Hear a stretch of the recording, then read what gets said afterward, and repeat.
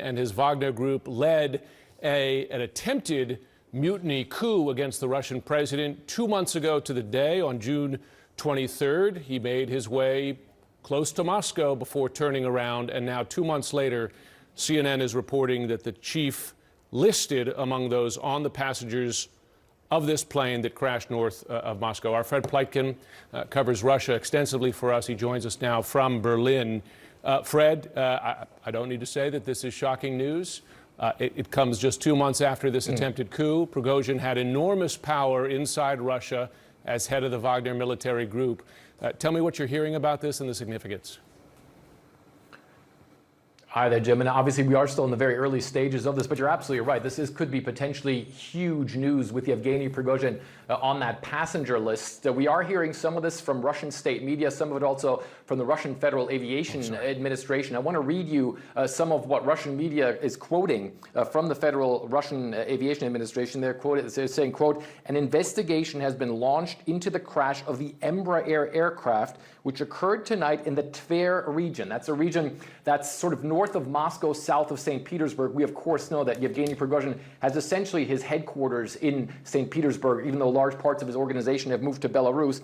In the Tver region, according to the list of passengers, among them is the surname of Yevgeny Prigozhin, it says. There, we're also hearing that possibly 10 people in total were on board that aircraft, that aircraft is an Embraer 160, an aircraft like that owned by Yevgeny Prigozhin's company, by Yevgeny Prigozhin himself. So possibly this could be very big news, as the Russians are treating this very much as possibly Yevgeny Prigozhin being on that aircraft. Obviously, right now, his whereabouts very much unknown. One of the things that's really interesting about this is that we do know that Yevgeny Prigozhin was traveling abroad, Jim. We do know that he was in Africa at least a couple of days ago. There was a video that he released saying that his forces, his Wagner forces, were now working in Africa, that it was very hot there, but he was on the ground there as well, claiming that those forces were fighting against ISIS. Of course, as you very correctly stated, Yevgeny Prigozhin started that mutiny on June 24th, about 2 months ago, which failed, which was then called back, obviously a big threat to Vladimir Putin. And there were many people who were wondering about Yevgeny Prigozhin's safety and whether or not there could be payback from Vladimir Putin or from the Russian security services.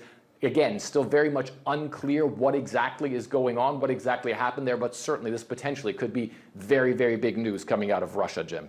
That's right. You mentioned that video from 2 days ago. I believe we were playing just a clip of it. We could play it again, in which he spoke about Wagner's exploits in Africa as making, in his words, Africa freer.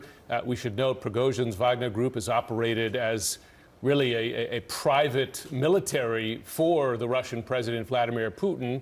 Prigozhin, close to the Russian president. He was known for a time as Putin's chef, although his role much greater than that. He also played a role in the 2016 Russian interference in the U.S. election, leading the group that helped interfere and spread false news here in the U.S. And to Fred's point, you cannot mention today's events, as Russian state media reporting that he was on the list of passengers of this plane that went down. You cannot mention those events without mentioning events from 2 months ago when Prigozhin was the man who unsuccessfully led a coup against the Russian president, Vladimir Putin. Yeah, and I think one of the big questions, obviously, at that time was, what is the fate going to be of Yevgeny Prigozhin? And so there are going to be a lot of questions about, obviously, what has happened here. Absolutely. And about certainly how this is going to maybe affect the dynamics of a war that we are seeing fought in Ukraine by Russia. I do want to bring in Nick Payton-Walsh. He is there in Ukraine for us. Nick, this is quite a bombshell. That we are learning that Yevgeny Prigozhin listed among these passengers on board this plane that has crashed north of Moscow.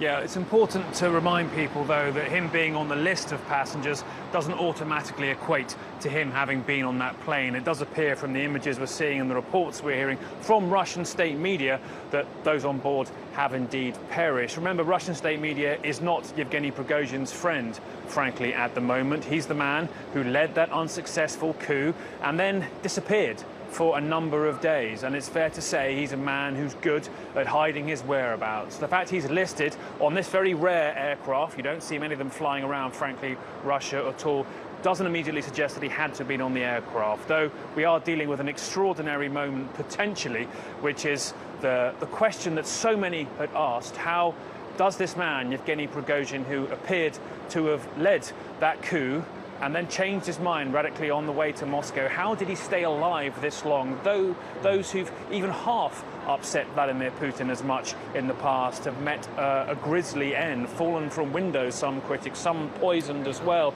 Prigozhin essentially led an armed rebellion against the Kremlin head, yet lived, and as you said, Jim, was seen in Africa a matter of days ago. And so many Kremlin watchers were wondering, how precisely did he manage to survive? Was a deal cut? We know of the public deal arranged by a man who Putin had scorn for, frankly, the president of Belarus, Alexander Lukashenko, that essentially appeared to have turned Wagner's troops round on the way to Moscow. But what happened to Prigozhin next was going to be an exceptionally difficult question to answer. We've heard from today from Russian officials the suggestion that one of the Russian generals who were thought to have been close to the Wagner head, Prigozhin, have suddenly been removed quietly from their post after suggestion they've been under house arrest for some time, General Surovikin. And so this fate potentially comes at a similar time as that. But it's important to point out to people we know little at this time. This is a moment potentially where people might suggest that Yevgeny Prigozhin now disappears for a while. We don't know if he's been listed on that plane. Does he emerge shortly and say to everybody he's actually fine?